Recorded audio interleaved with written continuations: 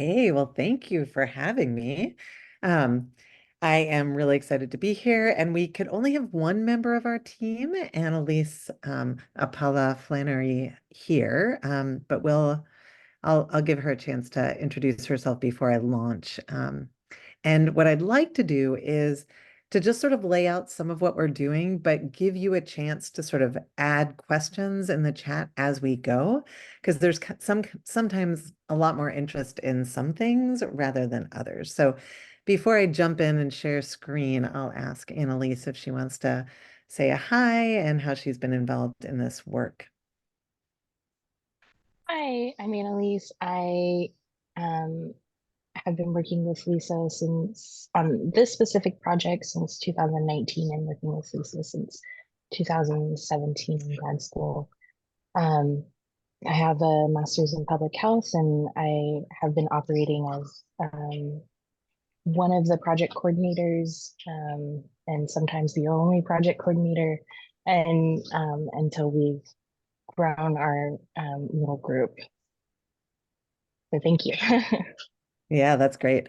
So there's many different parts to this developmental process, and I'll try and give you a chance to ask questions, to either one of us as we go, because Annalise has been involved since the beginning conversations of this in Northwest Alaska. So I'm going to go ahead and share my screen. And all right, can you see? Yes. Okay, great. And again, go ahead and put questions in the chat because I think seeing hands is going to be really hard for me. Um, and I will stop and answer them. It's probably easier if you do it like in real time because we'll talk about different aspects of this project, where it's coming from, where we're coming from as researchers coming from the University of Michigan, which is very far from Alaska. So I'll give you some context for that. And that's kind of where I like to start. So first, disclosures, what you're going to hear is my and our team's perspectives. We are funded by the National Institutes for Mental Health, and we also got pilot funding from the CDC to do this work. But I started working in this region, which is Northwest Alaska, back in the mid 90s as a social worker and recovery support person. Did my dissertation in this region, focused on suicide prevention. So I have a lot of thoughts about that from that work, where I did a critical ethnography working with 12 remote Alaska Native villages in that region. So we're going to talk here about one project. We've done many since then, as you can imagine, and have many ongoing projects that sort of focus on different areas to intervene. This one, we were really trying to develop an intervention for firearm lethal means reduction. And we wanted to do that in a clinical setting. So we're really thinking about brief interventions. How can we develop something that would not take a lot of time, would be useful, and would increase safety in people's homes? So that's kind of where this project started. And when I say we, I mean many leaders in Manilic Association, which is my primary partner for this work, and community members and elders, and lots of different kinds of providers have been involved in those conversations since 2018, I believe. So to give you a context, this is the region we're talking about where this arrow is. This area of Northwest Alaska is about the size of Indiana. There are no roads connecting any of the small communities, and the communities range from the smallest being about 90 people, and the largest being about 3,000, and that would be Kotzebue. So you can see Kotzebue is in the middle. When people are looking to get more advanced healthcare. So there's healthcare in all of the villages provided by community health workers in a tribally owned, Manilic owned clinic. So those community health workers basically do all primary care. When there's an emergency or when someone needs a more advanced level of care, they get flown into Kotzebue. So there's lots of things to say about that, but my next slide is going to orient us to how I think about those systems of care, which have also been systems of oppression at times. And I'm saying that to be provocative. And I want to sort of start the conversation thinking about suicide in this region and also in other regions in the state of Alaska. But youth suicide was unknown or undocumented, and people say it was unknown or unheard of until the 1960s. And when you talk about suicide in these communities, people really link it very closely to colonization. So I want to just put that out there. I am a white lady, grew up in Florida, so couldn't be farther from many of the people that I've worked with now for decades um, in this work. And so part of the intention of the development process is to really think about how we can maximize, amplify, build on strengths within the community to begin to address this problem of youth suicide that really has come about with colonization and in response to it. Um, so happy to talk about that more if that's um, of interest. So, and I'm looking at the chat, and I don't see any chats happening. Um, so currently, our youth suicide rates, as you can see, are very high compared to other communities in general and other Indigenous communities. And I see, oh, thank you. Um, That's great. And I don't know what article that is, but there are, I do think that in Indigenous spaces, just to lay it out there, really and I could be biased, but I think the most innovative work in this space is coming from Indigenous communities because so many of the ways in which we've only focused in on crisis, when we look at under-resourced areas and we're just focused on that critical moment of high risk, the choices we have are very limited. So actually, I'm just going to go back for a second and lay out what happens when folks in any of these far-flung villages are at imminent suicide risk or potentially imminent suicide risk, which is very hard to decipher. So um, I don't know how many of these talks you've been to, but predicting near-term suicide risk is very difficult to do. And typically, if we as providers are sort of worried about someone, our first reaction really is to take away their agency, control their bodies, and make sure that they, sort of don't die on our watch, to be provocative.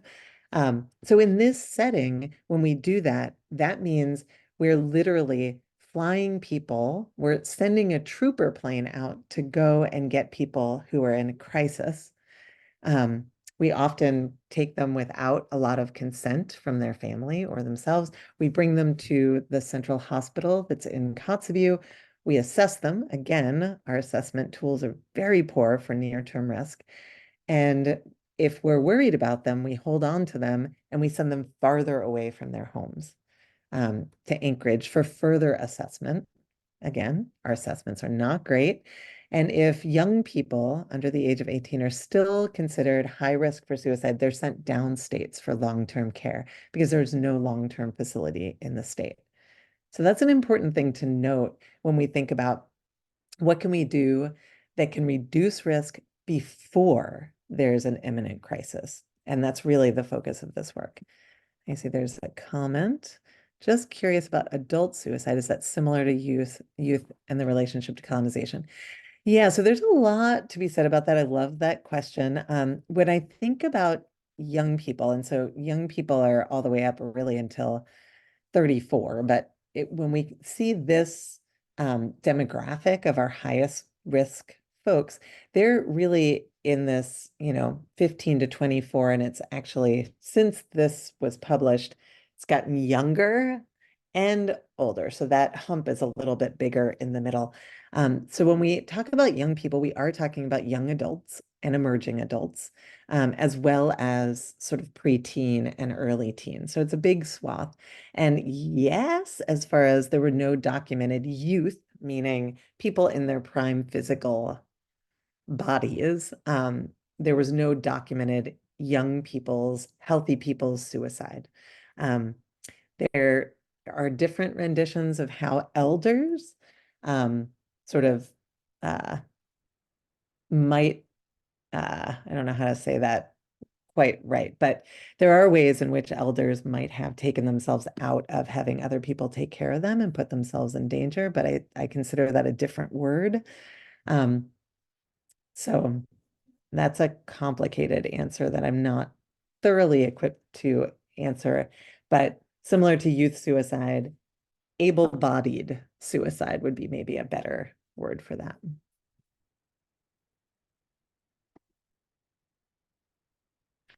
Okay, so we see though that currently suicide is a leading cause of death for younger people in general in the state.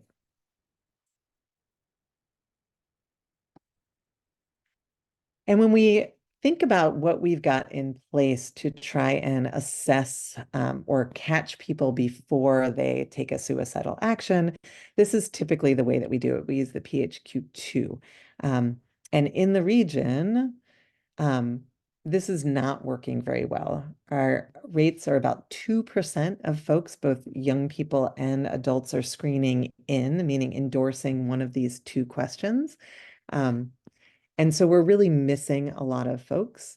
Even if we do have someone that endorsed one of these two questions, they get a longer questionnaire about suicide risk. Even in situations where people might be considered intermediate risk, many of them are refusing further mental health care. So we're in kind of a position where the kinds of services that we have in place, and I just want to give you a backdrop, most of our mental health clinicians are short-term clinicians, haven't been in the region for very long, and look a lot like me, so are non-Indigenous folks who don't know very much. You know, I got up there and was doing mental health services within the first week of being there. So knew very little about how people talk about distress, how families work, how people think about lives, relationships, strengths, had very little understanding and was asked to sort of weigh in these really critical moments. We also have had a long-term suicide surveillance system in this region for a long time. And we know that most suicidal events before then, family and friends noticed something. We also know that the vast, vast majority of households have multiple guns, so easy access to lethal means, which increases suicide risk substantially. So that's kind of the current both screening context and risk context in a lethal means framing for suicide. And I'm looking to see if there's anything in the chat. Nothing yet. Okay. So this started in about 2018, this journey. Oh, I'm just now seeing a chat. I've read about how hard it is to have adequate mental health professionals in remote Alaska. How long did it take for you to feel like you had built solid rapport with these communities? Well, considering that I'm not a mental health therapist anymore and really only did that for a very short period of time, um, I was a suicide prevention coordinator for longer than I was a clinician,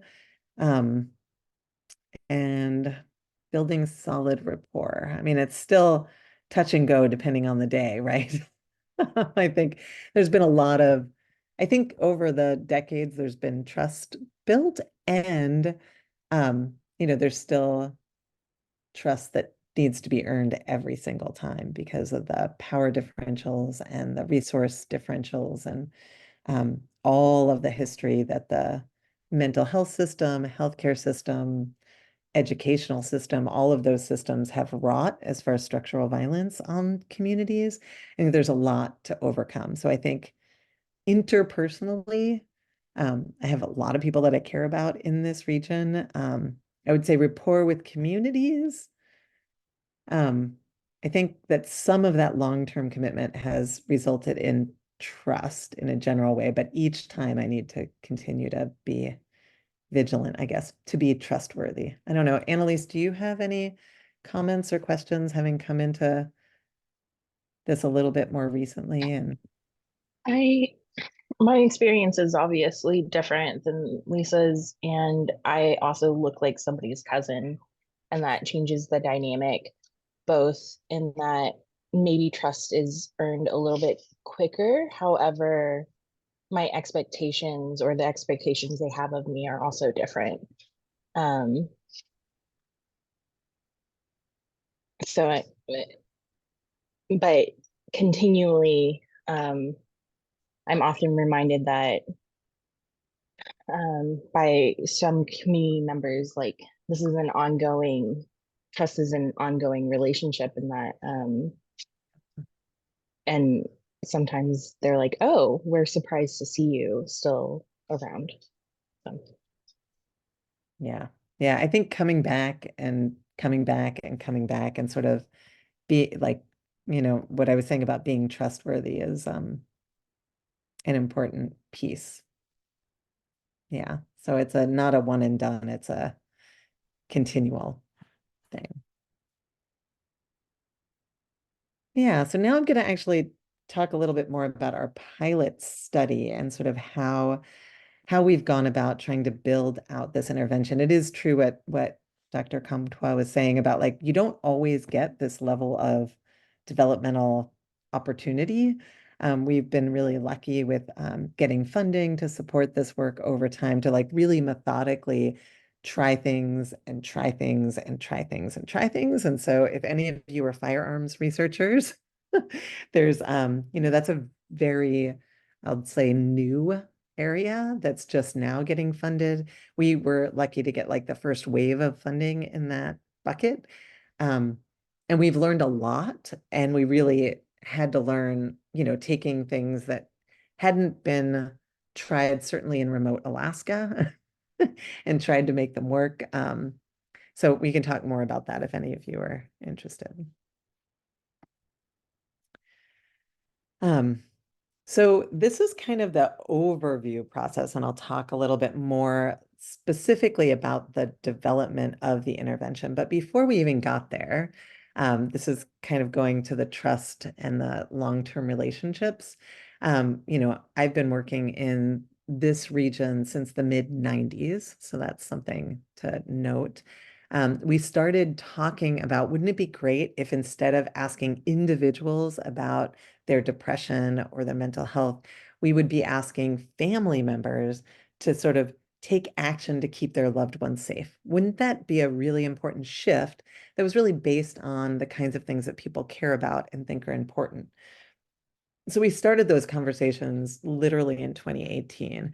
It took us a while to begin conversations and actions and fundraising to move it into action. Um, but started doing some of that work. Annalise did those focus groups in 2019, and then we applied for and got funding to do this work in 2020. So it's been kind of a long process of how do we talk about firearms? And we specifically focused in on firearms for this because um, it really seemed like the lowest hanging fruit. If we were going to get more impact with a brief intervention, we wanted to do something that was sort of based on what we know works for suicide prevention. So lethal means reduction is one of those things that works. We know that almost every household has multiple firearms. Um, and we weren't sure how willing people would be to talk about those things in a setting with people not from the region. And we were not sure how well received a more family focused approach would be because it's so different from so much else that's happening in the clinics. So to begin this work, as I said, we did focus groups and then we did surveys. We can talk more about them, but I don't actually have any more slides on these for this presentation, because really this was to give us an understanding of firearms, how people think about them, how they are sort of willing to answer questions about them, how they think about safety in relation to them, and how they think about young people's access. So happy to talk about that more, but don't have more slides on that. We felt like understanding all of those things were really important for us to develop a brief intervention that was sort of aligned with where people are starting, aligned with their values and their priorities in this space.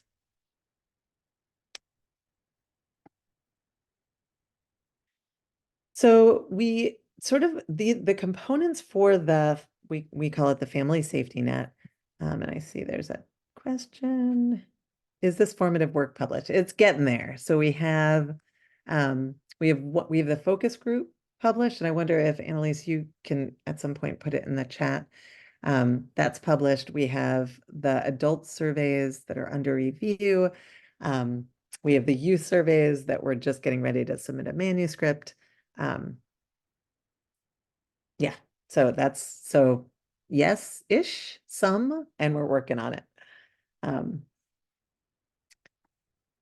So the components of this brief intervention are a family-focused screening, and I'll talk about what that is and what that looks like and where we've started and where we've landed.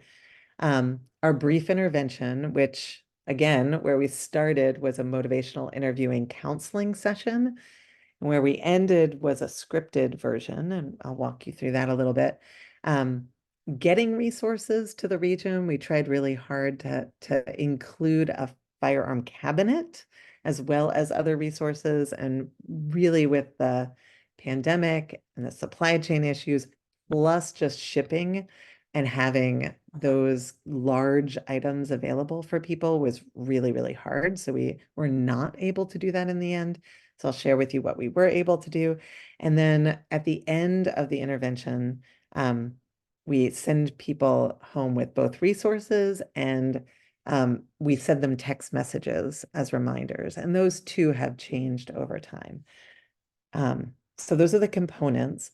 And then the iterative process, the first time we tried it was with 20 people, random, people just willing to sort of walk through it with us. That was really formative. Our second rendition, we were a little bit more specific about screening and taking action on that. And then the last iteration, I'll share with you, we did a parallel armed study to sort of mask who was getting the family focused mental health intervention and who was getting general gun safety. And in the end, all of those were really acceptable. So if you are in the firearm safety space and want to talk about that more, we have some interesting findings about that. So I'm going to start with the screening. So this is moving in time from left, from version A to version C. So you'll see we had a lot of these questions on the left that were really based off of what we know from our suicide reporting system in the region. And we sort of dropped things over time that people had endorsed many different things. And we ended up with these 3 questions. In the past month, has someone in your household been going through a rough time, seemed sad, down, or depressed? And are you worried that someone in your home is at risk of suicide? And in thinking more and experiencing those through this last iteration, that rough time one was way too general. People had a lot of different ideas about rough time. Could mean a lot of things, like I have a toothache kind of a thing. And so it are moving forward, these 2 family-focused screening questions might be the most advantageous way to go and doable with the 2 items.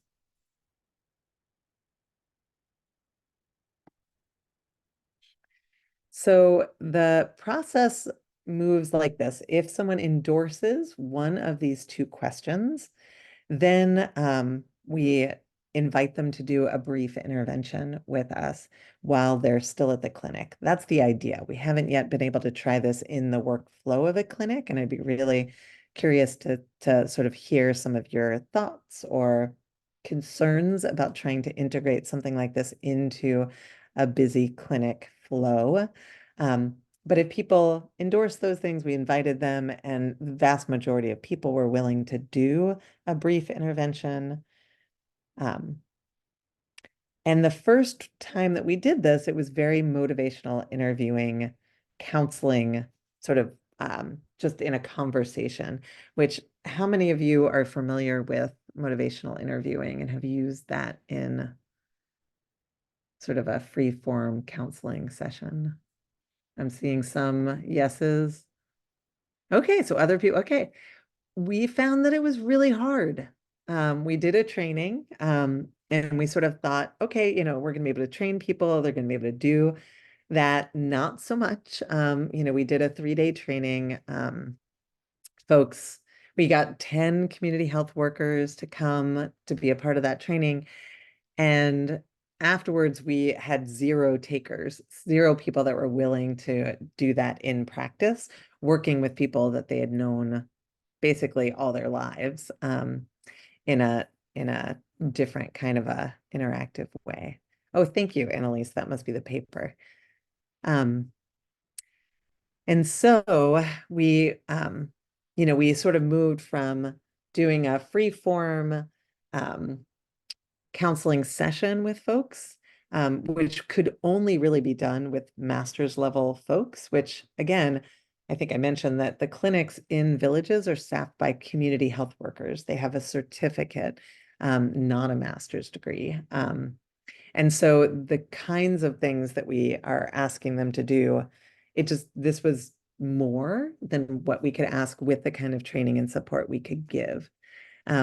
So we've really tried to take that complicated motivational interviewing, react in real time as people give their answers, and you're to a much more scripted, am I informed version that community health workers and all of us could do at the same time. Okay, thanks, Josephine.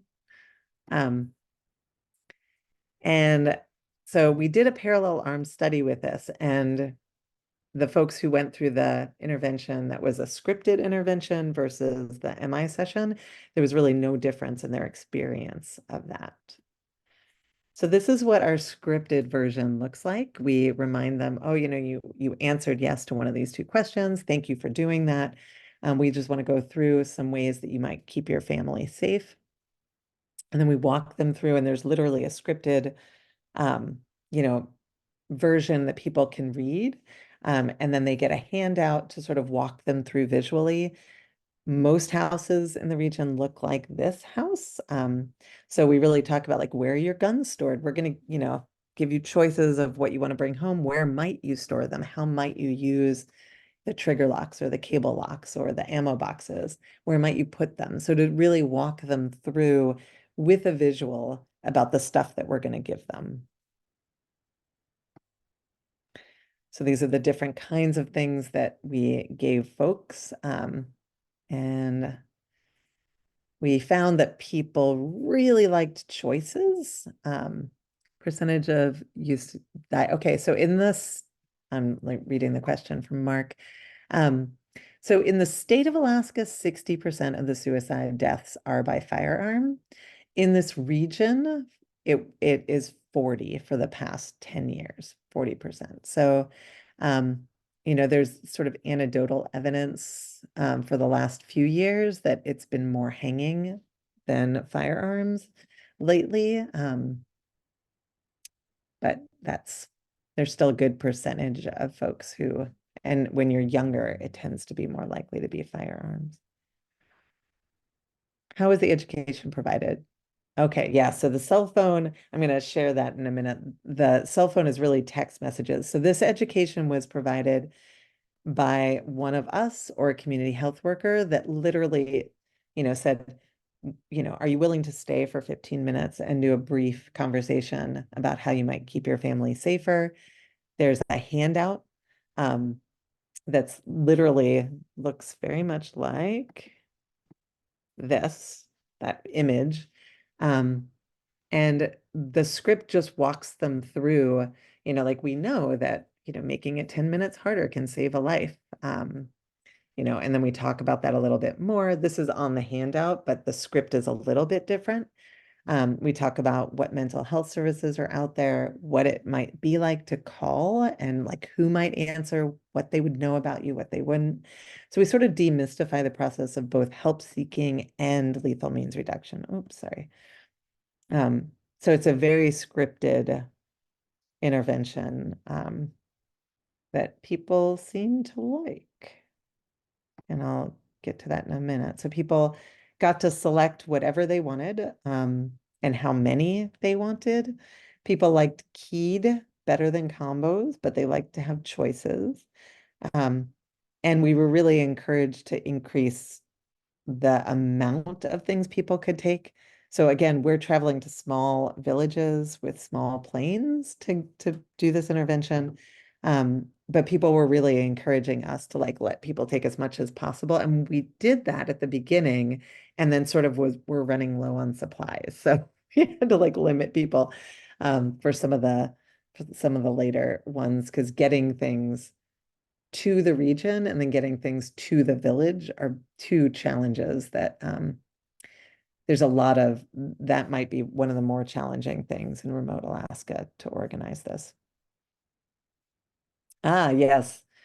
Um, so I can share with you these graphics are really from a it's not really a zine. Annalise is tells me it's not a zine, but it's basically a picture book that sort of walks people through. This was our sharing back product.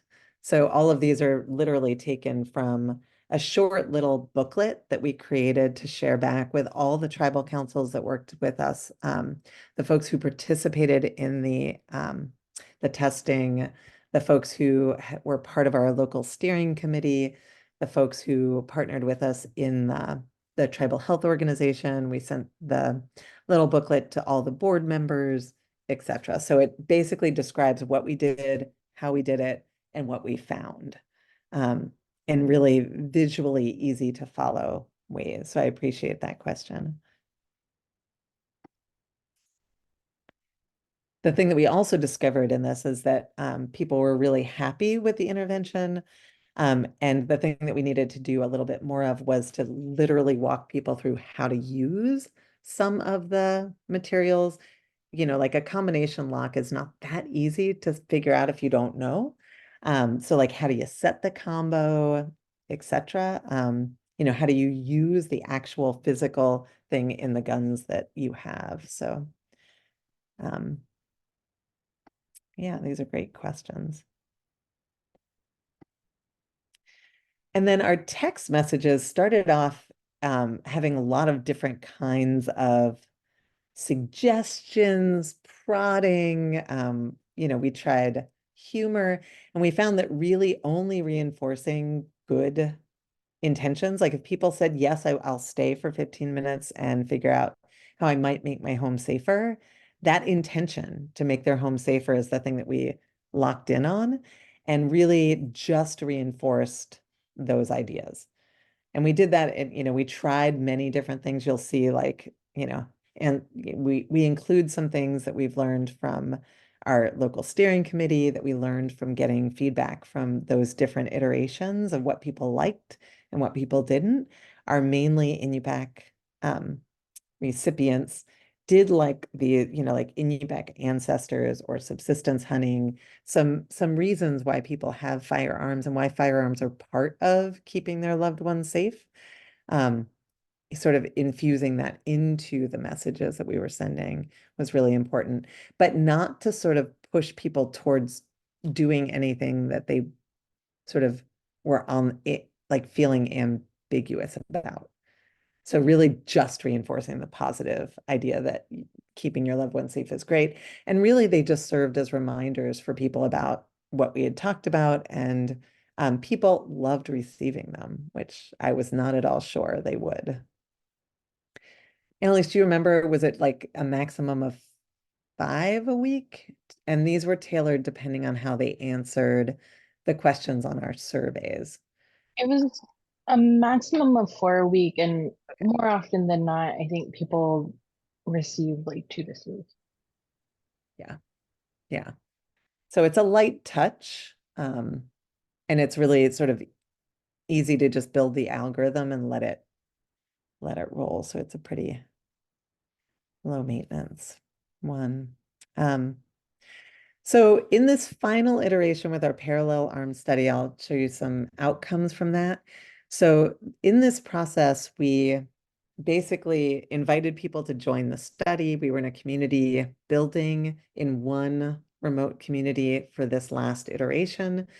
People came in and filled out our baseline survey, and the two questions that I shared before, those two family-focused screening questions, basically, are you worried that someone in your household is at risk of suicide? Um, if they answered yes to that, then we did the family safety net.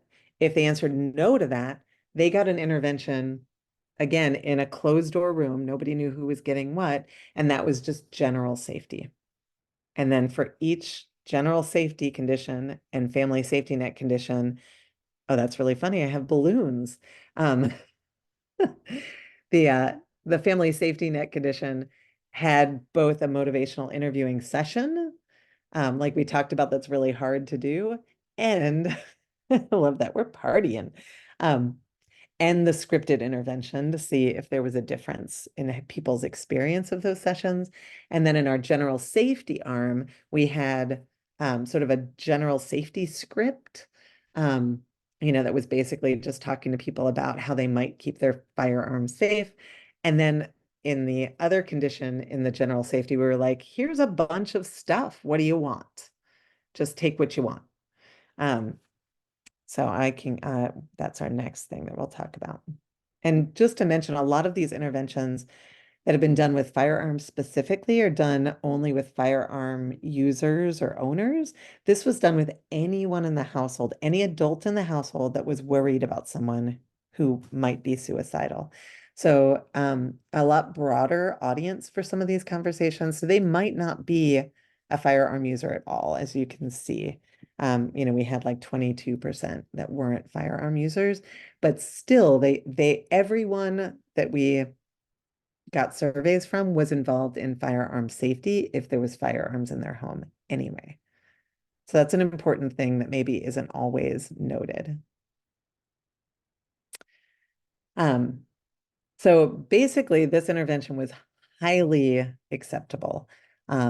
We had, you know, 85% of people basically give us a 10 out of 10 as far as strongly agreeing that they would recommend it and that they're glad that they participated, which is very cool, I think, and shows how this very positive focused, safety focused intervention that really builds on people's intention to keep their loved ones safe, which who doesn't want to keep their loved ones safe, um, is kind of a way to partner with folks, rather than pushing them towards something that they're not very interested in. Um, and nobody gave us under 5 for anything. So that's worth noting. Um, what people liked about it were getting the stuff. Clearly, that was really important. Some people came in literally ready to pay for the gun supplies and were like surprised. They were like, this is great. They're free. It's terrific. Um, to really think about, like 10 minutes can save a life. How do we increase the time between impulse and action? That was like an aha moment for some people who hadn't maybe put that together. And then the text messages gave people a sense of continuity or a longer sort of touch that people appreciated. These are more quotes. I think it's important, as I was saying before, that sometimes this was a conversation starter. If someone that was not a gun user brought home gun safety supplies, they could start a conversation as they were giving it to their, I'm going to say, husband or son or whoever, who would be able to use the gun safety supplies. Um, and people talked about like just having the resources to do it really eased their mind and gave them a sense of, doing a really good thing for their family. I wonder if there's anything you want to add, Annalise. No, not right here. Okay. The last thing that I have, and then we can just sort of talk about in general any questions that came up for you, but gun safety is a really tricky thing to study, which doesn't seem like it, but it is in a way that like we did it this way and we're working on a better way of doing it. So this is a very crude measure. And I say that because if you have 9 guns in the house and one of them is ready to fire or easily made ready to fire, is that any safer than having 9 of them for suicide prevention? We don't know, actually.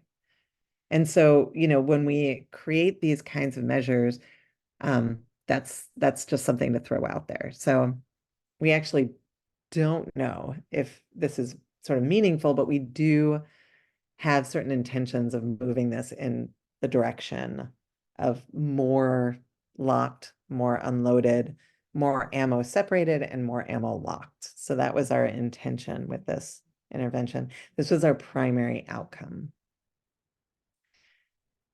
And you'll see, so our hypothesis, which yeah, I don't know that it panned out quite in the way that we had expected. You'll see this family safety net, these 2 first groups. Um, those were people that screened in. So those are people that are worried about someone in their household's risk of suicide. So you would think that they would be more motivated, at least we did, more motivated than folks, just general safety folks. And you'll see that all of them changed in the right direction. So that is an interesting, it could be that the community that we did this in was, just needed resources and was absolutely ready to use them when they got them. And that's very likely the case. And that might not be sort of a universal experience. Bye, Andrew. Um, so yeah, so I wonder if this brings up any particular questions. For us, we were surprised that the general firearm safety also seemed to move in the right direction at, I mean, these are tiny numbers, so it's hard to say, um, if there's a real difference. But I wonder, I don't know, Kate, if you have any thoughts you want to share about this. Well, so part of what you're saying is that, because these communities are small and once you've done something in a community, that community has sort of changed, right? That there could be differences between the communities. So, I think but I feel like the iterations that you went through and just like how acceptable the early interventions were compared to the later interventions is sort of orthogonal to the actual effects, right? You might have Mhm. effects for a number of these less acceptable, less viable, less culturally like fitting intervention. So that's what's really striking me is sort of like you could, from a sort of traditional like doing MI, there's other people trying to use MI in this way. Yes, you're seeing replication of what they did, and that 0 people signed up for it. So kind of who cares? Right. You It's can't do it. kind of Yeah. comes across to me in this research. Right. Yeah. We're very pragmatic. So it's like if we wouldn't be able to train local people in their regular workday to do it, then it's not useful. Yeah.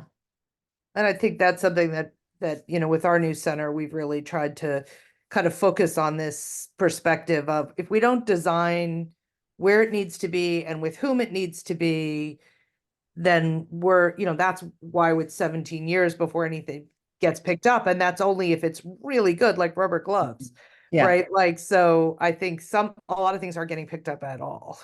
Right. Right. Exactly. Agreed. What's the difference between general firearm scripted and the supply only? No, no worries. So the general firearm scripted was literally a scripted intervention that was just like, what would you like to, like, where would you like to put this in your house? So just walking people through the different kinds of safety devices that we were giving them and talking about how they might put it to use in their lived environment. The general safety was literally like, we have all this stuff. You want any of it? Like literally, that was it. Yeah. So we thought that there might be some difference in the experience of the intervention or something in it. And there's visually some difference there, but it wasn't as striking as we thought it might be.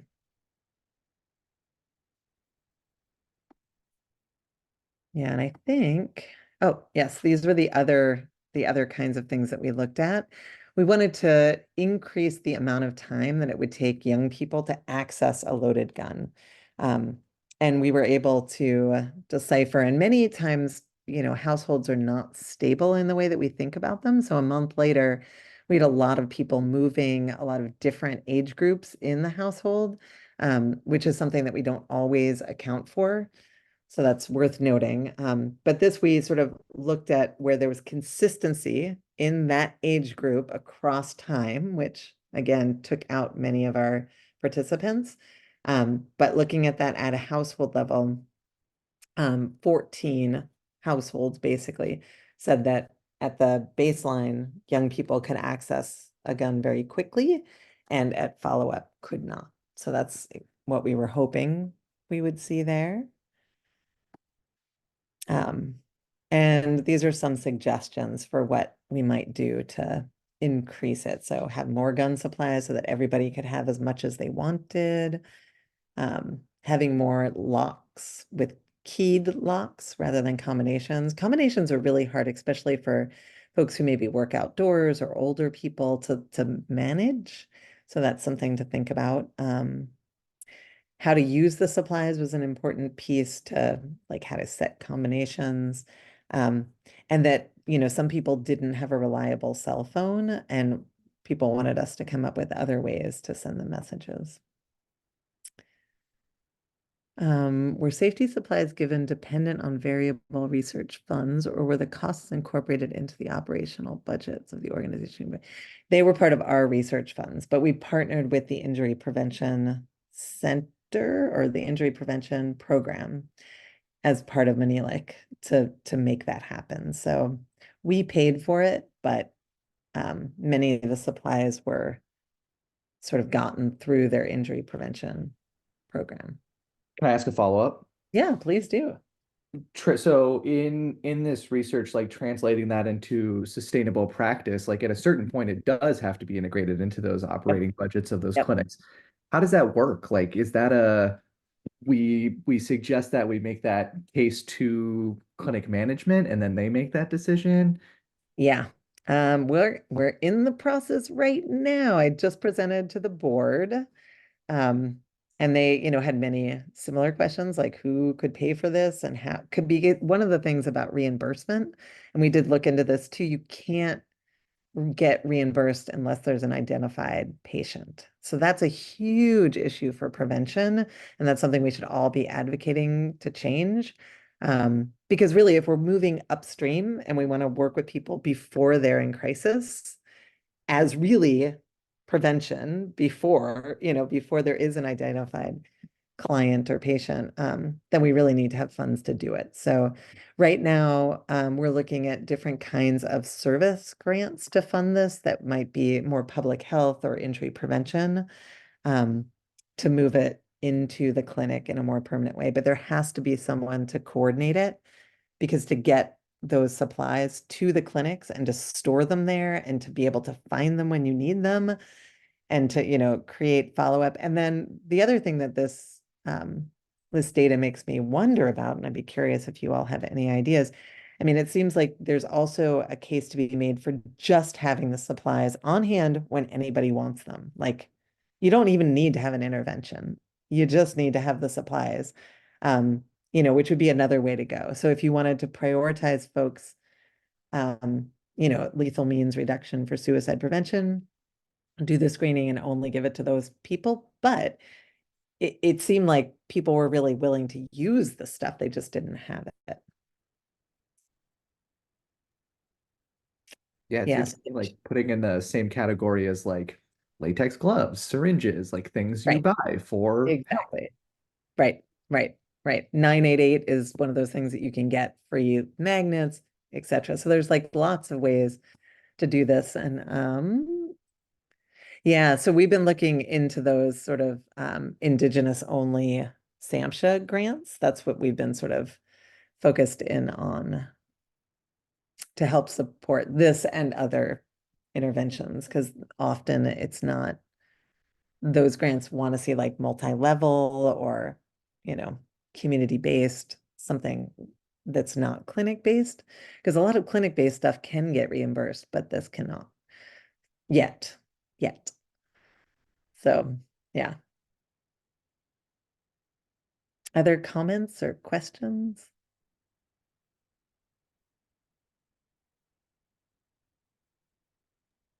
What's your next steps?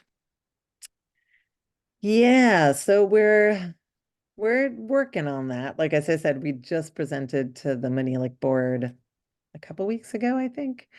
And we've been meeting with their planning department to try and see if there's service monies that could pay for a coordinator to coordinate this in the clinics. I think if indeed we were going to do another research process, our next steps really are to do that in a clinic setting, see how that changes workflow, see how much training and support. So really like an implementation feasibility study, like, you know, because we have all the protocols, we have all the sort of materials sorted.